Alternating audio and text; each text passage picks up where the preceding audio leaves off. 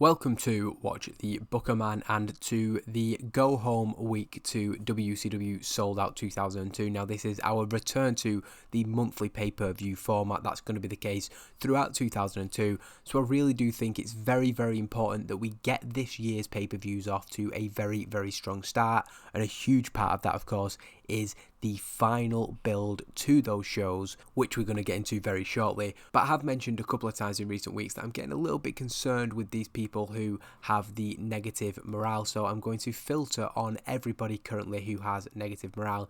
Now, one thing that's always an option is to throw $1,000 or $5,000 at these people, and given the money that we have in the bank, it'd be quite easy to do that and keep a happy roster. But I'm thinking it's still a bit of a workaround, to be fair, but I'm going to look to see if there's anybody who they have good relationships with. So in this case, I mean, Scott Taylor is already signed with the WWF, so we can't do anything about Brian Lawler. And in truth, if he does resign, I'm not going to be particularly heartbroken, but we'll see. Buff Bagwell also only has a friendship with somebody already on our roster, and this might be a little bit boring if I don't end up finding anybody, but we could see Scott Armstrong, for example, is a good option there. So I'm going to make a quick note of that name on my notepad, and we'll see if there's anybody who Fit Finlay has a positive opinion of. There's a lot of people, but they all happen to be people who we have on the roster already. Now, he's just angry about leaving the booking team. Everything else he's happy about, and his contract doesn't expire for another while yet, so could offer him a new contract to give him another boost, but it looks like he wants more than double what he's been on. I don't know why he wants so much more. Maybe he's got better in his role as a road agent since we started this save, but I don't think we're going to commit double the outlay to Fit Finlay over the next 2 years just to make him slightly happier, because I don't think he's going to walk out. Well, unless I remove him as the head trainer, he's got nothing really to complain about. Juventud Guerrera is one who I very much expect to quit as soon as possible, so maybe we could bring in Flair Guerrera. I'll write his name down just in case I do come round to it. Kanyon, though, I do know, and this is what gave him the idea, James Mitchell and a guy called Phil Latio or Lacio, he has a positive opinion on. And James Mitchell's somebody who I think I will bring in eventually, but right now I might not. I might see if signing Phil Latio does give Kanyon enough of a boost, and then if it doesn't, we can then maybe look at bringing in James Mitchell to make him happy. I've just seen he has a negative opinion of Shane McMahon. I didn't realise things had got that bad. I'm just about to give him a renewed push on Nitro. That's made me rethink it, to be fair. We could well be jobbing him out the door as soon as possible. Now, Horace Hogan, I was thinking about bringing in Joey Styles at one point, but I think we'd have to get Mike Awesome's morale back up before anything like that happened. His booking in the next few months should actually do that. Again, Bobby Heenan, we could bring him in for a one-off, but I just don't really see a role for him at the minute. They could be if we have a special show that honours the legends or anything, or if we just want him to pop up and be a bit of a heel, maybe a link with Kurt Hennig or something, but not somebody I'm going to look to bring in. So this hasn't been particularly fruitful for us. I'm definitely not bringing in Rick Steiner because just personal vendetta against him essentially, but we will now look to bring in those two people that I've mentioned. Scott Armstrong I think is good enough to be under contract with a company anyway. He's a solid fourth choice referee who can feature on Worldwide, and if it's going to make Chavo Guerrero happy, then I'm willing to do it. I'm just going to give him a written because I think I do still want him to be able to work on the TCW shows, and we'll do a 1 year contract for Scott Armstrong. We'll try and not cover his travel, but I don't think he'll be happy with that. He's not going to wrestle. I'm happy to just say everything except house shows if he's willing to do that. And yeah, that's a good deal to get Chavo Guerrero hopefully a little bit higher in the morale. Fuerza Guerrero, he's still active. Oh no, he's not even available, so we'd have to convince him to work in the US or try and set something up with CMLL, so I'm just not interested in doing that. And then we'll go for the mate of Kanyon, and I'm going to negotiate with him, get that little boost from Kanyon hopefully, and we're just going to do a handshake per show deal, and he's going to sign for one appearance. So he's basically going to have a jobber appearance on WCW Nitro, and I'm hoping that that will give Kanyon a bit of a boost, that he's not teetering on the edge, because he's probably the main concern that we have, isn't he? Kanyon has big morale issues. The rest, well, don't have that red text that really does scare me. I'm going to look at if anybody else has developed a negative opinion of Shane McMahon, our user character, because I'm quite interested in using the stuff in the game to possibly dictate how I push people. So it's Chris Kanyon and understandably, Shawn Stasiak. It's a little bit upsetting that none of the people who he's pushed have become positive towards him. It would be nice to see some wrestlers develop a positive opinion of our user character, but we are now going to make a signing who I think has been a long time coming. I'm almost surprised that it's taken this long to bring this guy in. He's currently under contract with our development company TCW and the heavyweight champion of SDW, but I think we are going to sign him to a written deal, and I'm going to go for a 1-year contract for BG James. Now I know it's a risk with the issues that he has and the fact that he was released by the WWF in the year 2000, but we're over a year since he's been in a major promotion, I think, or around about a year since he has, and yeah, I just feel like we can give BG James a chance, but I am going to put it down to 6 months, just had a last minute change of heart.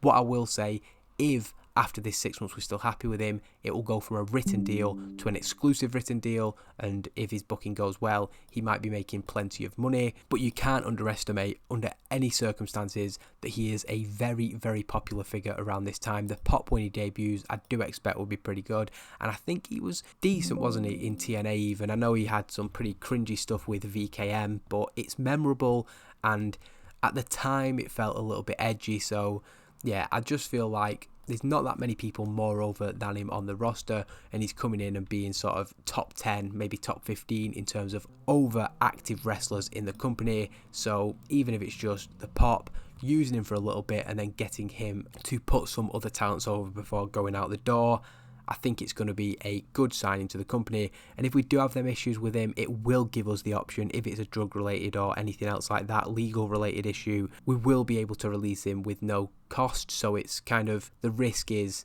that we might lose him, or in the middle of a storyline he might do something stupid.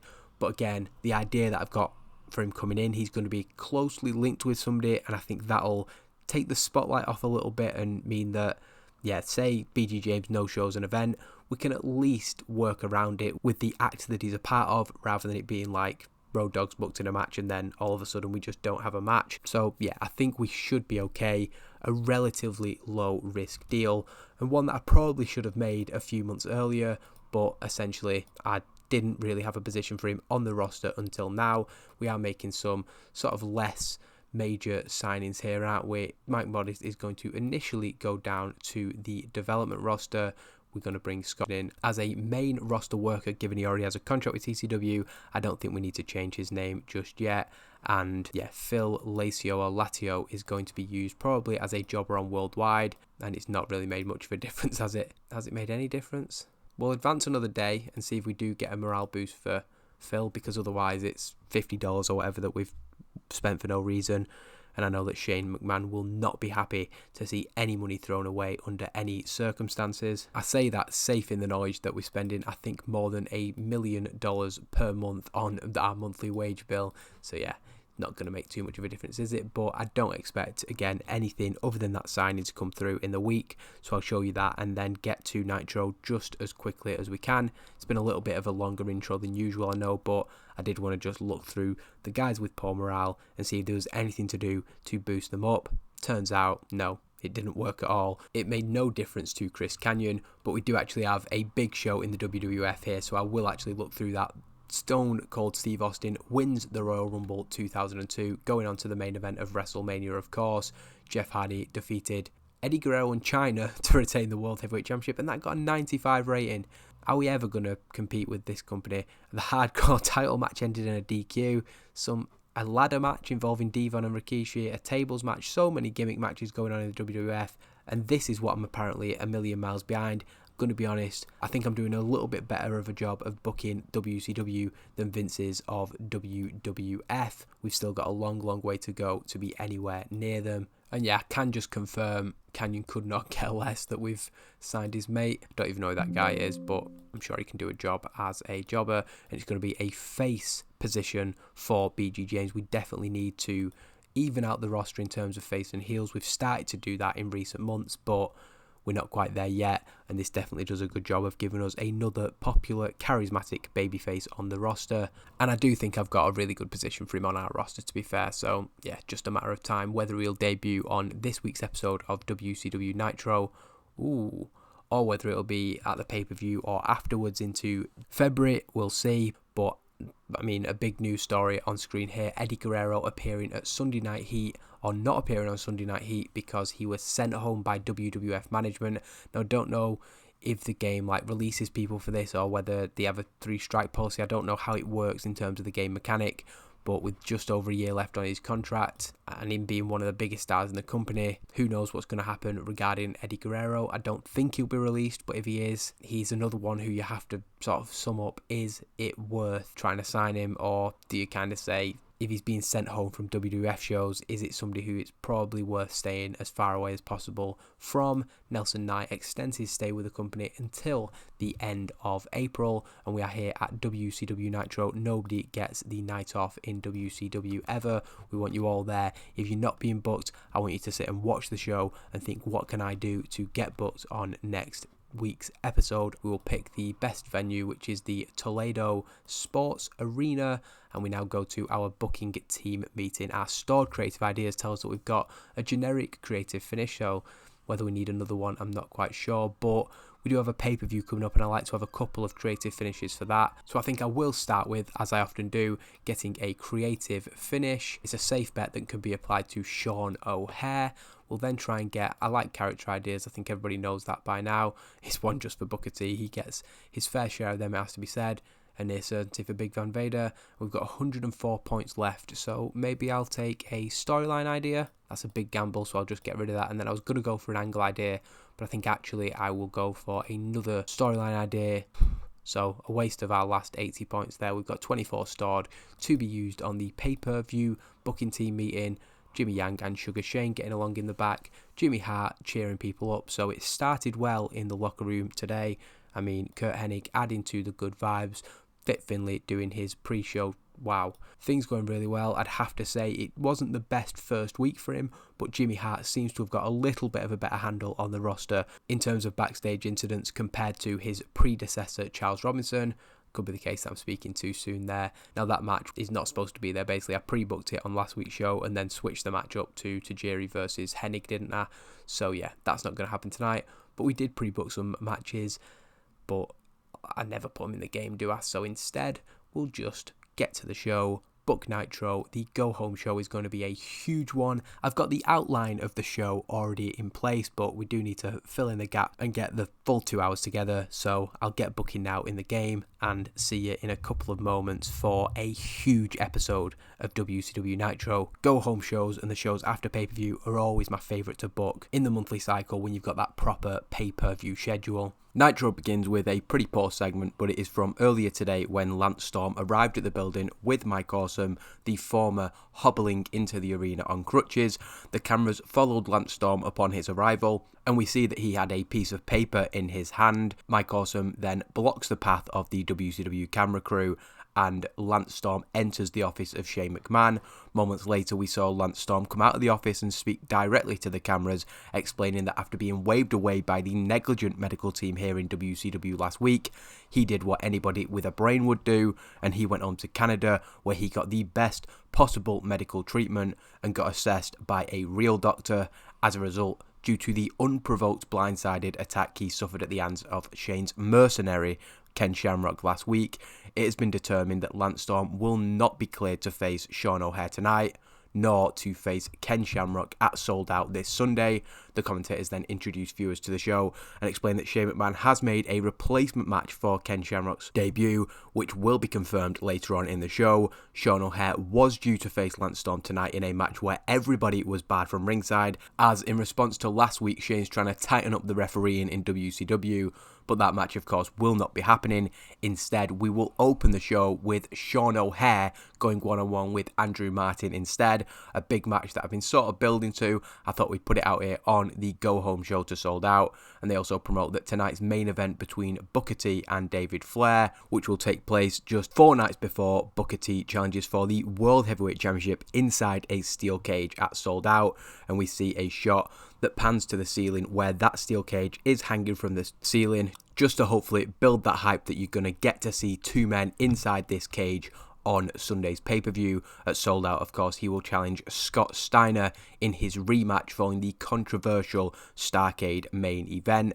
Now, this match is a really, really good match to open the show. It was a poor segment, but I'll take that poor opening to the show if we get a match as good as this, a good wild brawl where Sean O'Haire defeats Andrew Martin 10 minutes and 25, clean with a senton bomb. The first time that Andrew Martin has been pinned here in WCW, and his 74 really is a great performance. What a signing that he's proved to be. He was kind of brought in because I wanted him to be the sidekick to Christian Cage, essentially, but he is standing on his own 2 feet, and we can see that this rivalry, above anything else, we've done a lot of strong booking of Sean O'Haire in the first 6 months of this save or whatever, but now actually being in there with people who are over Christian Cage, Andrew Martin, we really are starting to see Sean O'Haire get up there in terms of his singles in-ring performance. And when we bring Chuck Palumbo back, I've got a feeling he might be a little bit further away. And of course, Sean O'Haire is now classed as a star on this roster, which to me is kind of unbelievable, but it does show that we're doing a really good job with his booking. I'm really happy with that for an opening match of the show. Christian Cage comes out from the back as soon as the bell rings. A decent segment as Martin rolls to the outside, having been hit with that senton. As Martin sells the injury, Christian takes a microphone and asks Sean O'Haire what's the decision. They don't see Chuck Palumbo out here anywhere tonight, and given their supposed rematches in 4 nights, that's not looking too good. Off microphone, Sean O'Haire says that he'll happily beat both of them. He'll kick both of their asses if that's what it comes to on Sunday. Not sure what was going on with my typing at this point. I must have been typing this late at night because that is absolutely terrible. Cage takes this as an invitation and tells Martin that they're going back to the ring. Now, Andrew himself doesn't seem too pleased about this, but as the two men set up on Sean O'Haire, who is more than ready for this fight, Buff Bagwell runs down to the ring. He's, of course, returning the favour from last week when Sean O'Haire and Ken Shamrock seemed to have his back, and along with Sean O'Haire, he can fight off the real Canadians. Of course, we take into account here that Andrew Martin is not in the best condition following his match that took place previously. Buff then gestures around his waist as the real Canadians back off, suggesting that he can be Chuck's replacement for Sunday. He extends his hand to Sean O'Haire. O'Haire initially looks unsure, but looks to the crowd for their reaction to the idea, and we hope that this is a positive reaction as he then accepts the hand at Sold Out, with Chuck Palumbo, who is off screen there, not able to compete. Sean O'Haire will challenge for the World Tag Team Championships, his rematch with Buff Bagwell, so an odd couple pairing there, and just continuing to get a bit of a goofy comedy character over for Buff Bagwell, in that we're associating him with Sean O'Haire and Ken Shamrock, who are essentially two of the most intense men you can ever imagine being in a locker room. So I think it just kind of works for him to bounce off that, and hopefully it can continue to boost him as this babyface character. Leaving the office of Shane McMahon, explaining why he wasn't there to make the save when Buff Bagwell did, Ken Shamrock is approached by Scott Hudson, who asks him about Lance Storm not being cleared to compete on Sunday's show Sold Out. Ken is furious to see Lance wriggle his way out of this, because everybody knows he's full of crap. If Ken wanted to do serious damage to Lance's ankle last week, he wouldn't be standing, but obviously Lance has done whatever he had to do to get out of this match. However, it is a matter of when, not if, he gets what's coming to him. Lance Storm's injury doesn't mean that we'll have to wait any longer to see Ken in action, however, as he will make his debut this Sunday at Sold Out. He's just signed the contract, and once the other competitor does that as well, then Shane McMahon is going to announce that match. So just kind of thread these big storylines through the night and hopefully build hype to the announcement that is coming later on. Following the entrance of Lucha Royale, Sugar Shane comes to the top of the ramp. He says that this week he had to find himself a couple of partners, and 2 guys reached out to him as soon as he laid down the challenge to Lucha Royale.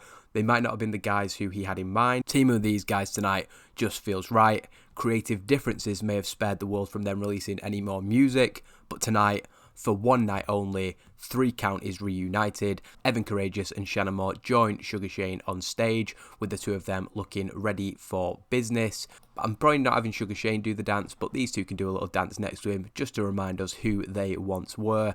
Now, I was initially a bit skeptical about this, but I looked into the history, and they did break up 3 Count and feuded with each other, but it wasn't like a blood rivalry. I don't think there was any serious betrayal.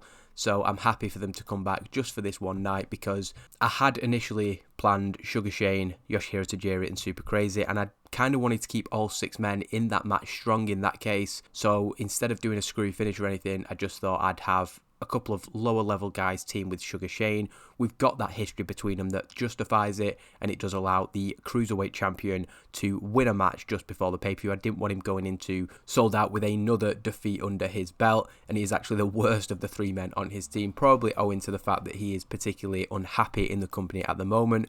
But this Sunday, we want him to do better because he will be facing AJ Styles for the Cruiserweight Championship, or defending his Cruiserweight Championship, I should say. Lucha Royale Celebrate. I felt that they needed a win. Their win-loss records haven't been fantastic recently, so we needed to establish them going into the pay-per-view.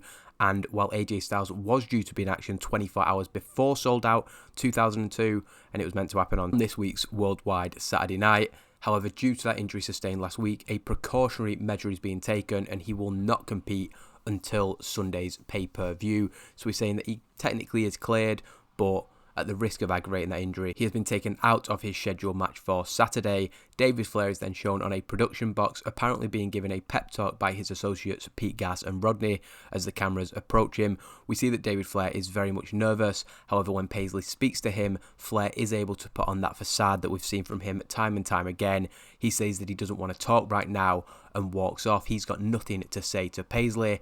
We follow the cameras that see him go into the office, or the locker room I should say, where his father is. Pete Gas and Rodney then do speak to Paisley, telling her that David is in there getting advice from the greatest to ever do this, and the World Heavyweight Champion might be giving his input as well. So if you think David Flair is scared of Booker T, or anybody for that matter, you've got another thing coming. Coming up behind the two men, Diamond Dallas Page slaps the back of the two men, causing them both to jump, obviously undercutting that facade that they're also putting on. DDP laughs at the comments from the two men and says there is nothing Ric Flair can teach David Flair in the next hour and a half that's going to stop him getting his ass kicked by Booker T. DDP has spoke with Booker this week. He's not in the mood for any games. Pete Gas and Rodney look at each other and they're considering whether they should try and take out DDP, but they instead decide to walk away. DDP tells Paisley that there's a lot of moving parts going into tonight's main event, but when it comes down to just Booker T and just David Flair, it's going to be a mauling for the Nature Boy's son, and a very, very poor segment, so we've got a lot of building up to do. We then get the entrance of Tommy Dreamer and the Sandman making their usual entrance through the crowd. The Sandman cracks open a beer and is drinking with the fans. Luckily, he's not in action tonight. Once the two men make it to the ring, Tommy Dreamer explains why he's been going after Big Van Vader these last few weeks, despite getting his ass kicked by him time and time again. Tommy Dreamer puts over the first time that he saw Big Van Vader wrestle when he was younger, and he'd never seen anything like it. Then, getting into the business, his trainers, his mentors, the people who he looked up to, he spoke to them about Big Van Vader, and they all said the same thing. Vader is one of the toughest men to ever step foot in a wrestling ring, so the question is, why does Tommy want to fight him? Tommy explains that he's never been the fastest, he's never been the most athletic or the strongest, but one thing Tommy Dreamer always knew that he could be was the toughest. He could be the man who could take a punch and keep stepping forward. He could be the man who could fight, who could get put down, but he'd always get back up. So this is a promo trying to get over more of the character of Tommy Dreamer here, which obviously we all know is based around his resilience. That's what Tommy Dreamer has built his name on, and that is what brought him to WCW. Tommy believes there is nobody on this planet who can put him down and keep him down. But at Starrcade, when he shared the ring with Big Van Vader for the first time, he knew exactly about the man who has main evented that show, and everybody who ever told Tommy anything about Vader, that there was nobody who could hit that hard in the business, they were 100% correct. Tommy Dreamer experienced that firsthand, and he wanted more. He shared the ring with Vader 2 times since then, and while Big Van Vader has beaten him both times, he didn't keep him down.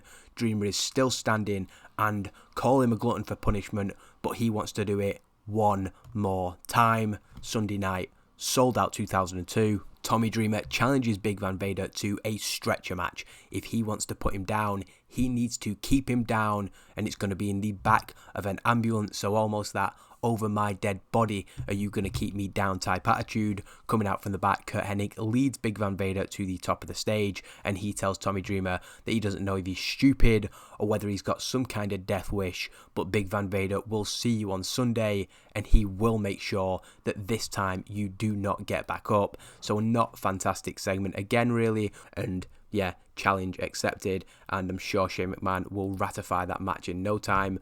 Booker T is then interviewed about the main event of tonight's show and takes a somewhat laid-back attitude to the match itself, admitting that his focus is on Sunday night's steel cage match with Scott Steiner at Sold Out.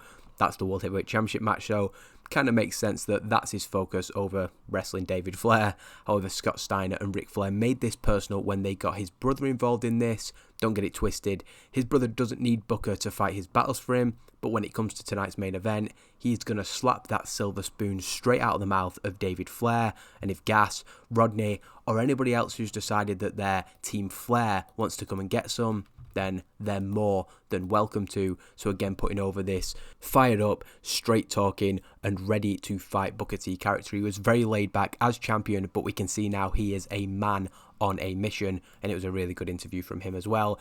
We then get a short match. I did try and have some more clean finishes on tonight's show. You'll see throughout the night, other than of course the no disqualifications match we have, but the first two matches tonight were clean victories. Dustin Rhodes, however, defeats Jet in 3 minutes and 45 when Jet is disqualified, as Nova and De Niro both run in and attack Dustin Rhodes, and it's almost a setup. Jet agreed to this match, but it wasn't really about the match, and as soon as Dustin Rhodes started taking control, well, it was about the generation of innovation once again sending a message as the three of them lay into Dustin Rhodes. We see Kanyon come out from the back and he stands on the top of the stage. He is of course the architect of this, he's the one pulling the strings, but he doesn't have to get his hands dirty. While he admires the work of his underlings, Dusty Rhodes' music hits and he makes his way out from the back. Kanyon turns to face him, but is clocked by a shot with a cowbell to the back of the head as Dusty Rhodes makes a beeline to the ring. While he does begin taking the offense to De Niro, Jet and Nova, he is stopped as Kanyon has been able to stagger down to the ring and low blows the father of Dustin Rhodes. The four men then come together to lay into the Rhodes family once more, leaving them laid out down in the middle of the ring, and it's just about getting another spotlight on the generation of innovation here. The four of them standing tall together, well, two pretty big names in Dusty and Dustin Rhodes down on the ground, so really good scalps for these guys who we're just introducing to the product now. We then get Ken Shamrock and Sean O'Haire shown talking in the back when Buff Bagwell approaches the two men with a pencil and a piece of paper. Now, of course, as I explained earlier, this is about the juxtaposition of these having this serious, intense conversation about what they're going to do at the pay-per-view, and then Buff Bagwell being a little bit more light-hearted.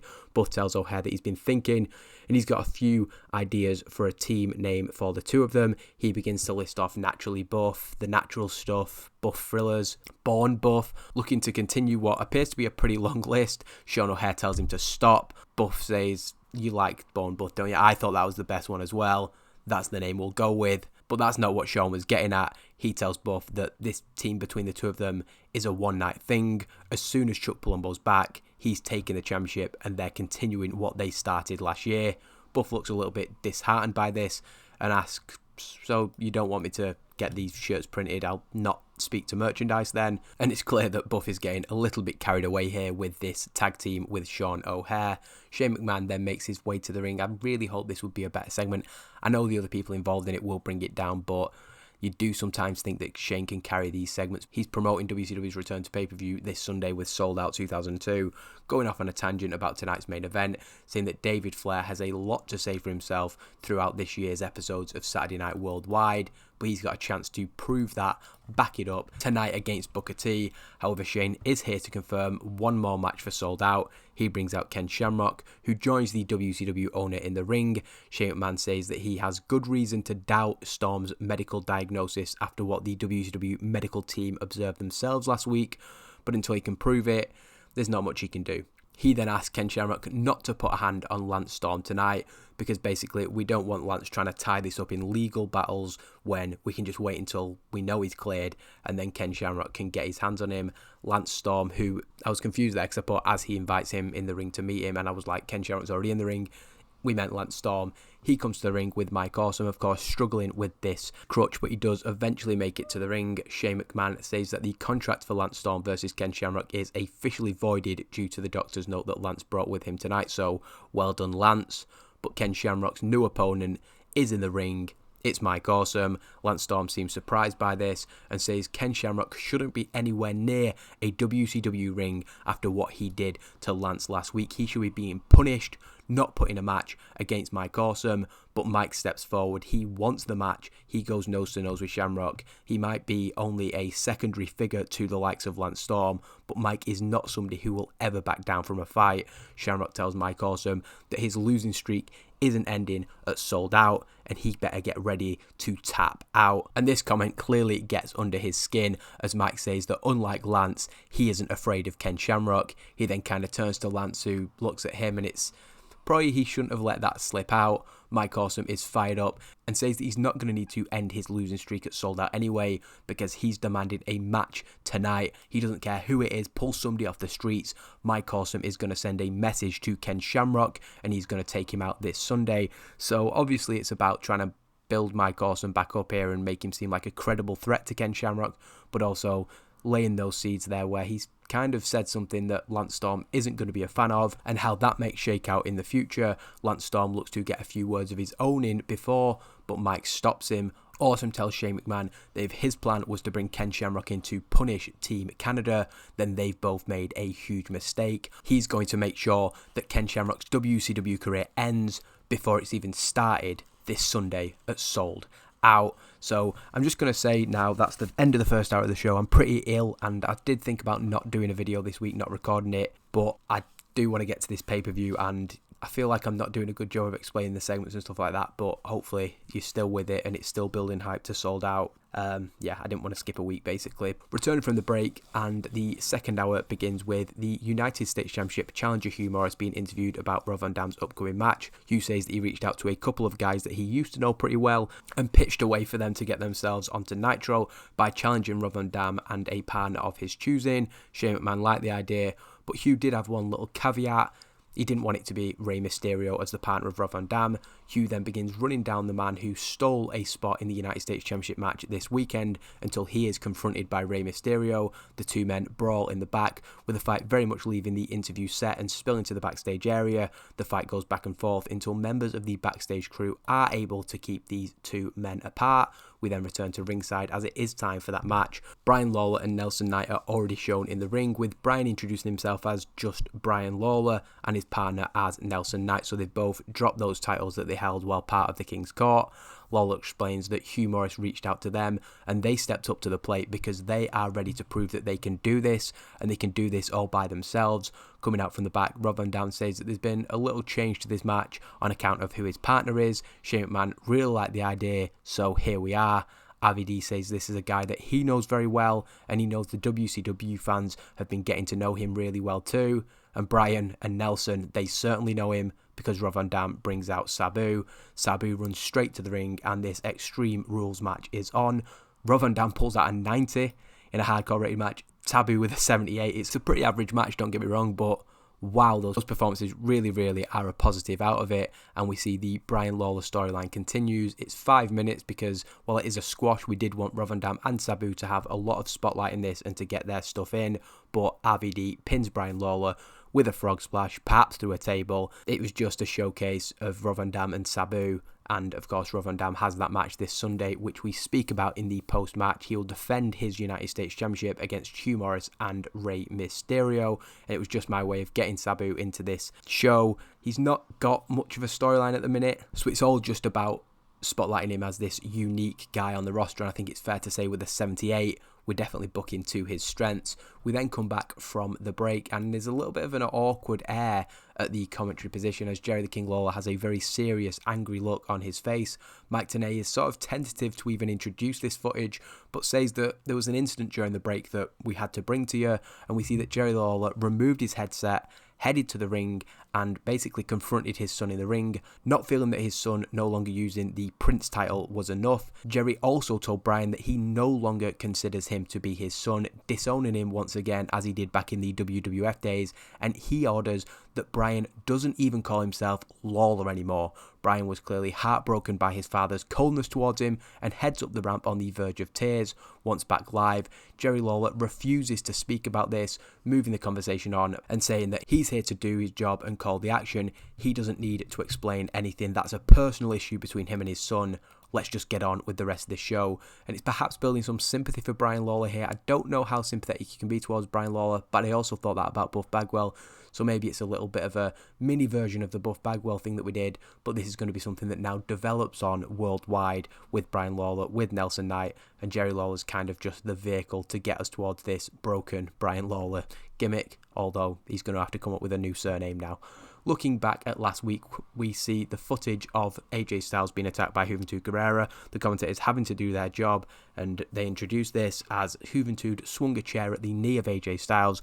We also see footage from inside the doctor's office as AJ Styles was checked out, clearly in severe pain. After the commentators discuss this injury, the fact that he's not competing on Worldwide anymore, AJ Styles is interviewed by Paisley and stood alongside Sugar Shane. Styles says that he knows that his knee is far from 100%, and he doesn't know if it'll be any better by Sunday, but he's taken the advice from Sugar Shane and taken a step back from that match to give him the best chance of recovery. Sugar Shane had his 2 cents, saying that Juventud Guerrera is running scared of the new kid on the block. Sugar Shane then addresses Chavo Guerrero Jr., saying that he got pinned by Chavo last week and Lucha Real beat him and 3 count tonight, but he's spoken to Shane McMahon and he's going to get another shot at Chavo Guerrero, with the likes of Juventud obviously sidetracked by his championship defense. He wants it to be a fair one-on-one match between Chavo Guerrero and Sugar Shane, 2 guys with plenty of history.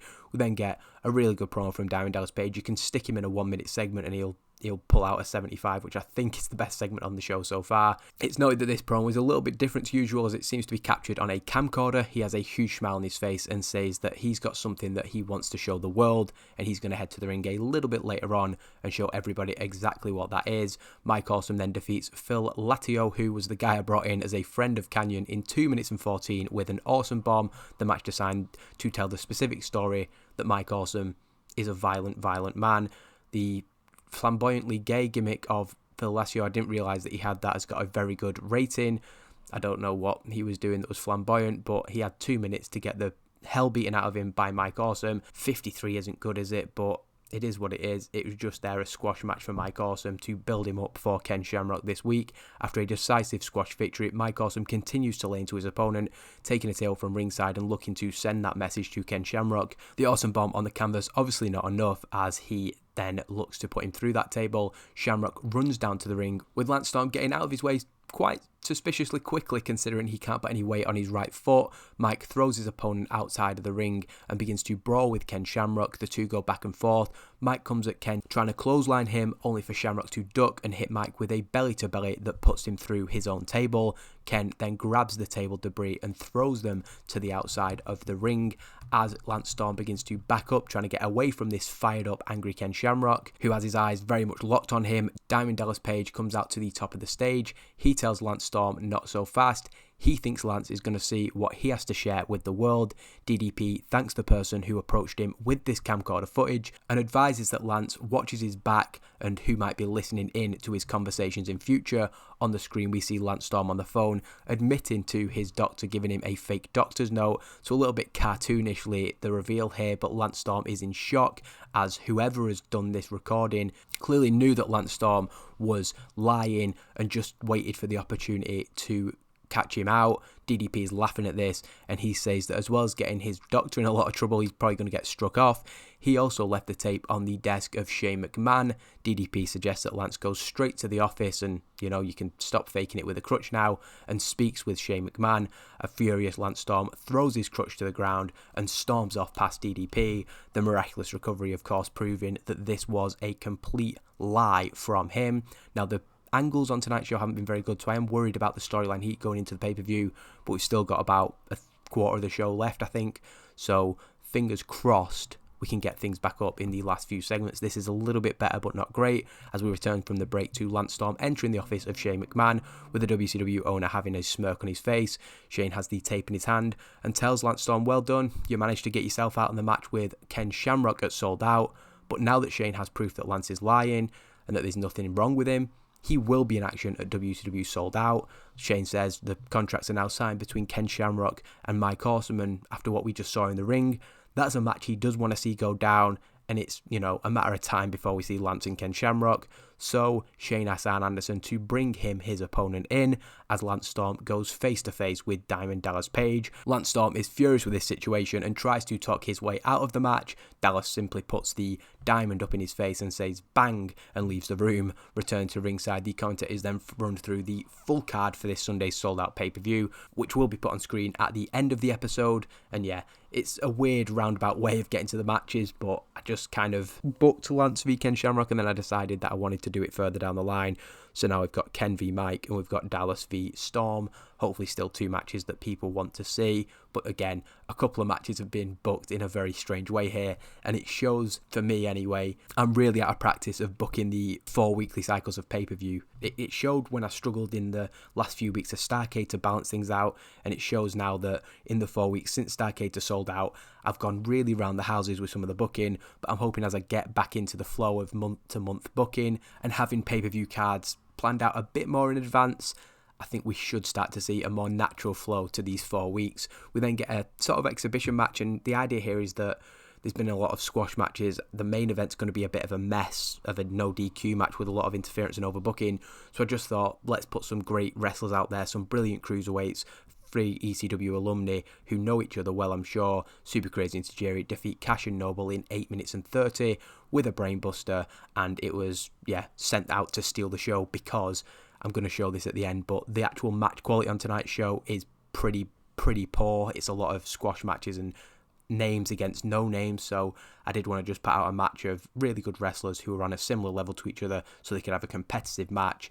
And I don't think they will steal the show with a 62, but it's a really good performance considering these are 4 guys with next to no overness from the start of the save. Tajiri and Super Crazy, we've obviously done a good job of getting up to the recognisable category. Cash is somebody in 2002 who, as far as the cruiserweight division is concerned, I really want to see some progress from. As the victors stand tall in the ring, the commentators confirmed that it's sold out. We're going to get an announcement from Jimmy Hart regarding a huge development that is going to take place on Worldwide Saturday night from after sold out. But yeah, Jimmy Hart's got an announcement on next week's show.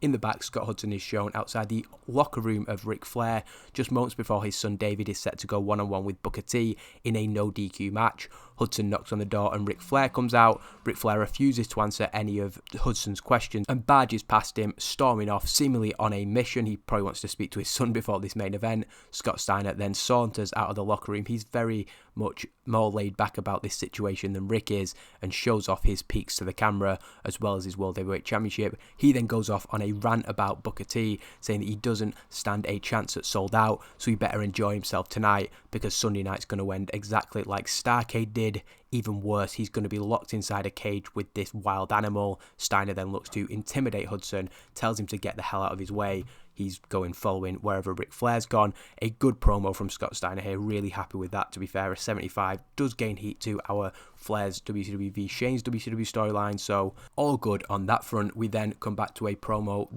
Again, good promo, I'd say, for the level that this storyline's at. Dusty Rhodes and Dustin Rhodes shown in the back. Dustin Rhodes is pacing back and forth, furious about what's gone down in recent weeks. Dusty speaks first, talking about Kanyon and the generation of innovation, saying that picking a fight with the Rhodes family is always a bad idea. Many men have tried it before, and Kanyon can ask them how it went. Many men have also regretted picking a fight with the Rhodes family. Dusty Rhodes says that Kanyon might think that he is the innovator of offense, but Dusty is going to invent 1,000 ways to kick his ass when he gets his hands on him. Dustin Rhodes then adds his piece, challenging the generation of innovation to come to sold out this Sunday.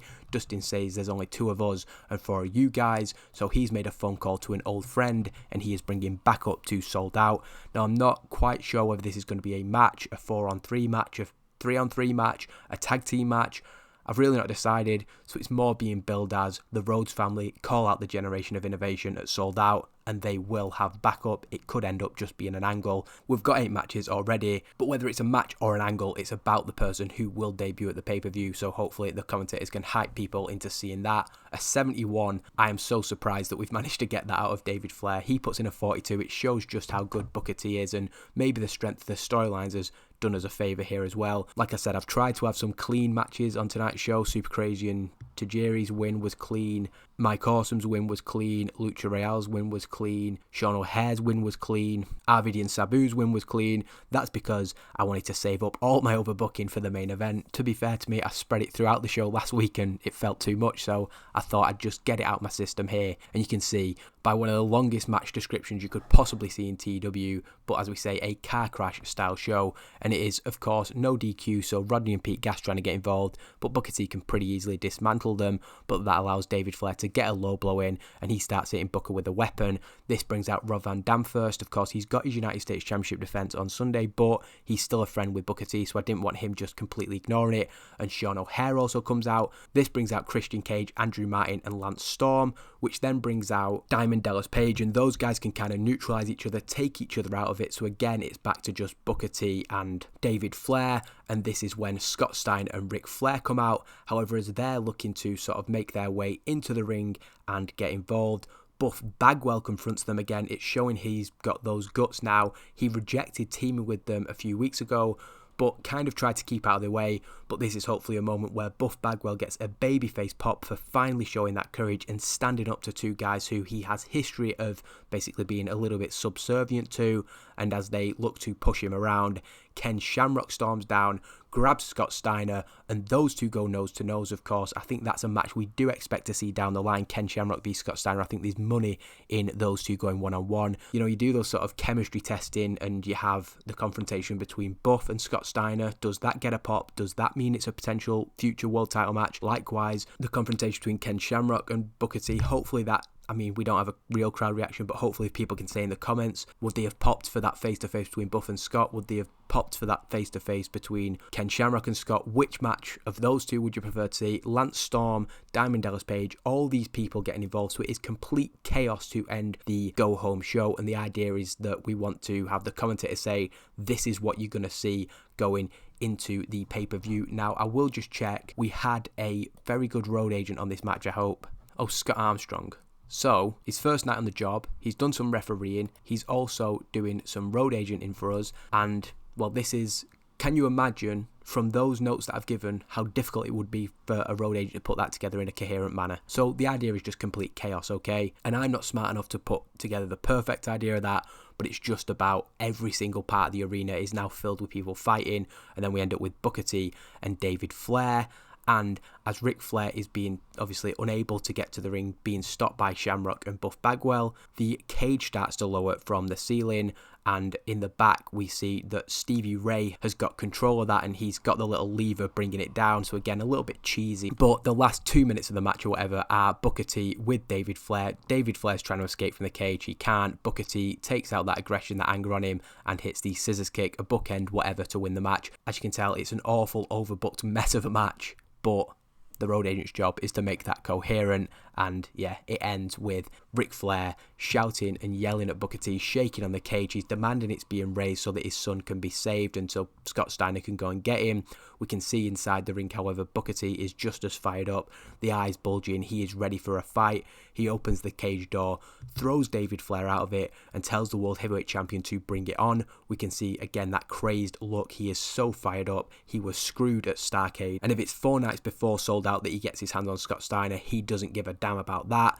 However, this causes a hesitation from Ric Flair, who thinks it's probably not wise for them to go off the course and go off the plan. He obviously has something in mind for Sold Out, so he tells Scott, let's leave it, you know, live to fight another day. His son crawls to safety, obviously in a very, very bad condition, so hopefully getting that emotion across from Ric Flair, and he grabs a microphone, cutting a furious promo, face going red, neck bulging, promising that this Sunday is not just going to be another defeat for Booker T, but it is also going to be a humiliation at the hands of Scott Steiner. Booker T is going to be put to sleep by Big Papa Pump, and then once they're done with him, they're going to make the life of every single person who has sided with Shane McMahon suffer.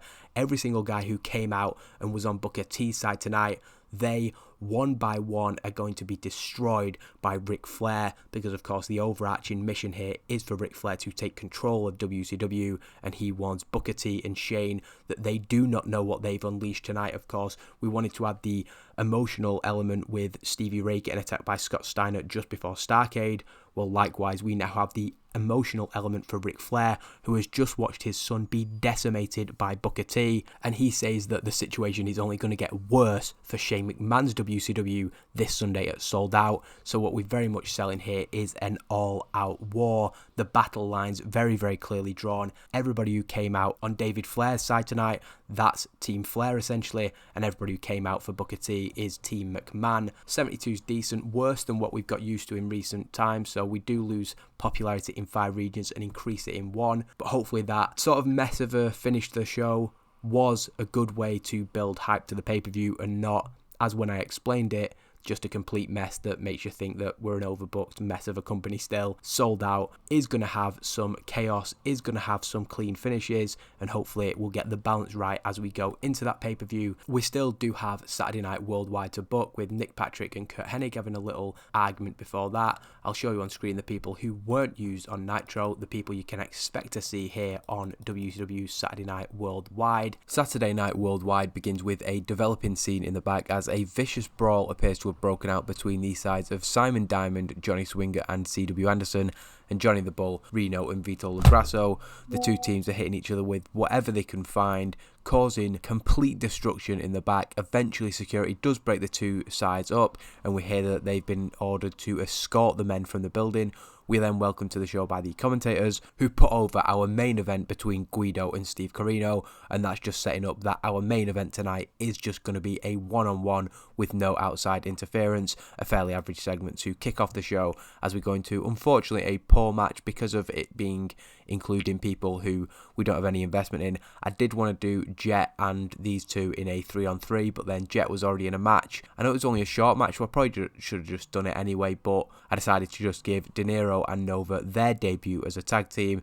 They don't have any chemistry, negative or positive, so whether we then go back to Jet and De Niro as hot commodity as a team, all still up in the air, but a successful debut for them over the Young Dragons, and the performances are okay, Nova in particular doing well. De Niro probably not as suited to the high spots match as the other 3 guys involved, but they do pick up the victory when Nova pins Kaz Hayashi following a reverse STO. Bit disappointing to kick off the show with this match, but it is really because of that red note. I think it would have been mid-40s, maybe even higher, if we just had one person, for example Jet, who wouldn't get us that note. Jet joins De Niro and Nova in the ring after the win, and they accept the challenge of the Rhodes family. They will see them at Sold Out, but we are keeping pretty vague with that, as you can see, not saying what that's going to be. Jimmy Hart promotes his announcement, not this Saturday on Worldwide, because this is Saturday on Worldwide, this Sunday at Sold Out, and it's going to affect a lot of people on the worldwide roster. I didn't think about this actually. I've got another match with people we don't have investment in. For some reason it didn't occur to me that this match would be affected by this note, but oh well. Crowbar defeats Christopher Daniels in 5 minutes and 50 with a sit-out Godbuster, and I just wanted to give Crowbar a victory there. Daniels is still more or less a jobber, but we know in more and more often he is putting in better performances than the people who he's losing to, so maybe something we need to consider, and I'm hoping we can get the crowd back up for this main event because it's not been the best show so far. We then have Billy Kidman coming out from the back. I'd originally scheduled him to face and defeat Crowbar, but I didn't want Crowbar losing again. He's had a bad start to 2002, and I did say after his feud with Jet we wanted to push on with him, so I did want to give him a win tonight, but Billy Kidman comes out from the back and basically looks down on the victor of the match, telling him to get out of the ring. He defeated Christopher Daniels last week, and he's saying that he did a better job of it, or whatever he can do to run down Crowbar. He then cuts a promo with Torrie Wilson beside him, being as arrogant and obnoxious as possible for a couple of minutes, to prompt hopefully a pop when the Sandman and Francine come out, with the Sandman telling him to shut his mouth. When Billy tells the Sandman to make him, he obliges, obliterating him in the ring with a Singapore cane, and hopefully just getting some heat on Billy Kidman as this sort of whiny, annoying character that he is, but also one who's very, very entitled. And the Sandman, I'm thinking anytime he comes out and smashes somebody in with the Singapore cane will be a positive, and that'll probably lead to a match down the line between the two of them. Steve Corino's interviewed regarding the main event, and he just says that he knows Guido very well, he knows how talented he is, but if it's just one-on-one tonight, like it seems like it's going to be, then he's confident he's got the win. And thankfully this Steve Corino promo, with him being the considerably most over member of this rivalry, he does gain heat to the storyline. I think we have a Guido promo later that might bring it back down. Elix Skipper then defeats Jerry Lynn in what we're going to put across as a surprise result despite distraction and interference from Kid Romeo, and it's a roll-up victory as Jerry Lynn is trying to get rid of Kid Romeo, but again, Jerry Lynn not had a good start to his run, and I'm not really that inspired by his character at the minute. He's on his own, so he does need to find a tag team partner in this scenario. But I felt it's been a long time since Skipper got a win, and we could build the storyline through this match. And yeah, 50 from Elix Skipper is very, very encouraging. If we'd have done this as a high spots rated match, I'd expect that Skipper would have done even better than Jerry Lynn here, and a very rare occurrence given that they've been on the end of defeats more than I think pretty much anybody in the company. They've definitely got one of the worst win-loss records of 2001. Skipper and Romeo celebrate over the top, the very first Cruiserweight Tag Team Champions, so I don't just want to completely tar them as jobbers when obviously at the start of 2001 WCW clearly had big plans for them. Brian Lawler and Nelson Knight are shown in catering, with Brian Lawler pouring his heart out about the sadness he feels over being disowned by his father for another time, putting his hand on Brian's shoulder. Knight invites him to come and visit his family with him. Now that's a very simple description of what's supposed to be a bit of a character development segment. We're just getting across the emotion of Brian Lawler. Initially Nelson Knight, we just want him sat there eating his food, looking like he's not paying attention. It's almost like, you know, Brian's chewing his ear off. He's been doing this all week. But instead of the thing where you might expect Nelson Knight to just walk away and not care about him, he does put an arm around him and says, you know, if you've not got a family, then you're more than welcome in mine. Dusty Rhodes and Dustin Rhodes then sit down with Mike Tenay, putting their involvement in this Sunday's Sold Out. They have had their challenge accepted by the Generation of Innovation, and they tease their partner for the showdown with that group. They are not coming alone. There's going to be 4 of the Generation of Innovation at the pay-per-view, and they're going to come prepared, even though they will technically still be outnumbered. Guido then defeats Steve Corino in a fantastic main event for Worldwide, and this is very encouraging of where we want this show to go.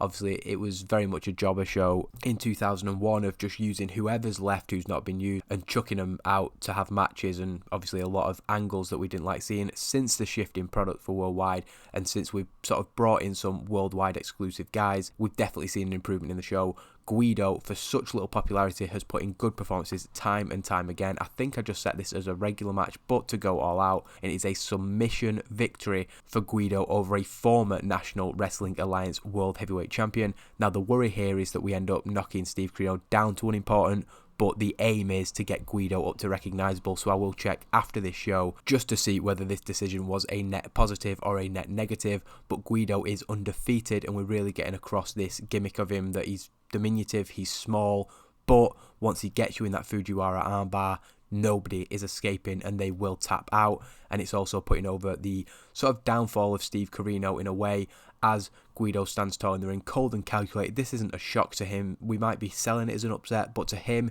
he knows exactly what he's capable of. It's just that we haven't seen much of him yet. Once Guido heads up the ramp, Steve Corino goes crazy in the ring. A little bit of karma for him, but he is furious at his downfall. Once the National Wrestling Alliance World Heavyweight Champion going into Starrcade 2001, and now he has just been defeated by his biggest rival in the company. Of course, a long way to go in this rivalry between the CIA and the New Revelation, but a 58 I'm really happy with for Worldwide overall.